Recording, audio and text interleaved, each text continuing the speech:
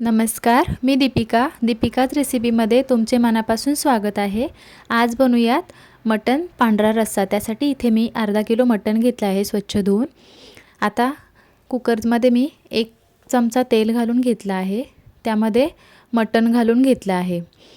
1 चमचा मीठ घालून घेतलं आहे किंवा चवीनुसार मीठ घालून घ्यायचं आहे आणि हे छान 3-4 मिनिटं परतून घ्यायचं आहे। इथे तुम्ही बघू शकता मी छान 3-4 मिनिटं परतून घेतलं आहे। त्यानंतर आता यामध्ये गरम करून पाणी घालायचं आहे। जेवढा आपल्याला रस्सा करायचा आहे त्या अंदाजानुसार आपण पाणी घालून घ्यायचं आहे।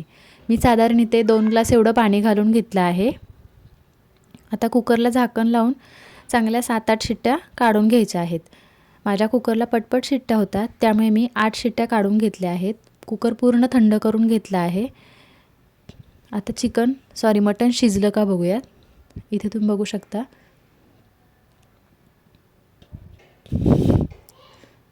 मटण अगदी सहज तुटल्या जात आहे, व्यवस्थित शिजलं आहे मटण आपलं। आता पांढरा रस्सा करण्यासाठी पाणी हे आपण ओतून घ्यायचं आहे। जे सूप निघालं आहे ते तुम्हाला जर हवं तर तुम्ही पीसही यामध्ये घेऊ शकता। मी फक्त जे सूप आहे ते वेगळं करून घेतलं आहे।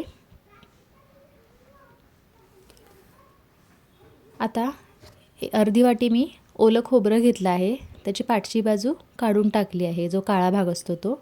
त्यामध्ये थोडंसं पाणी घालून घेतलं आहे व हे मिक्सरला बारीक करून घ्यायचं आहे। मिक्सरला बारीक करून घेतलं आहे।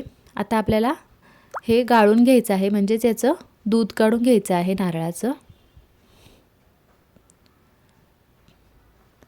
याप्रमाणे असं कापडाने मी गाळून घेते आहे, म्हणजे आपल्याला दूध मिळेल नारळाचं। असं नारळाचं दूध घालून केलेला पांढरा रस्सा चवीला खूप छान लागतो। आता कढईमध्ये मी अर्धा चमचा तेल घालून घेतला आहे। त्यामध्ये एक मध्यम आकाराचा कांदा बारीक चिरून घातला आहे, पातळ चिरून। कांदा थोडासा परतून घ्यायचा। इथे मी कांदा थोडा परतून घेतला आहे। त्यानंतर 7-8 काजूचे तुकडे घातले आहेत। त्यानंतर 1 इंच आल्याचा तुकडा घातला आहे। 5-6 लसूण पाकळ्या घातल्या आहेत। हे व्यवस्थित भाजून घ्यायचं आहे। आता व्यवस्थित भाजून घेतल्यानंतर 1 चमचा खसखस, 1 चमचा पांढरे तीळ आणि अर्धा चमचा जिरं घालून घेते। तेही व्यवस्थित परतून घ्यायचं आहे। व्यवस्थित परतून घेतलं आहे। आता याला थंड करून घ्यायचं व मिक्सरच्या भांड्यामध्ये काढून घेते व याची पेस्ट बनवून घ्यायची आहे।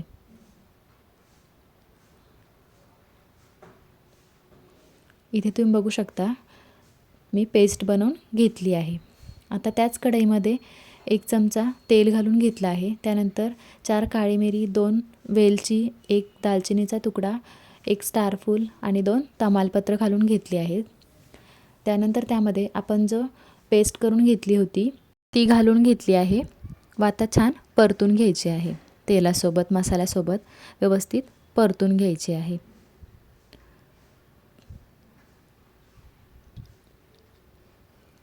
इथे मी व्यवस्थित परतून घेतलं आहे। त्यानंतर जे आपण मटणचं सूप काढलं होतं ते यामध्ये घालून घेतलं आहे।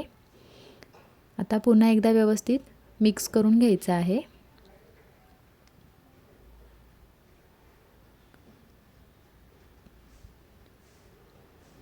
इथे मी छान व्यवस्थित मिक्स करून घेतलं आहे।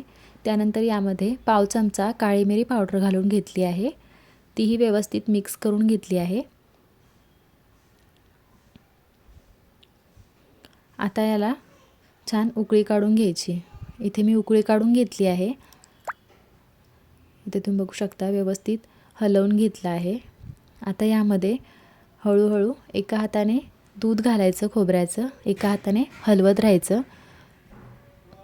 खोबऱ्याचं दूध घातल्यानंतर आपल्याला रस्सा जास्त वेळ उकळायचा नाही आहे।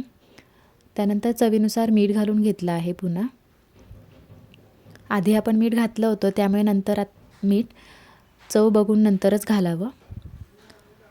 व्यवस्थित मिनिटभर साधारण शिजवून घेतला आहे।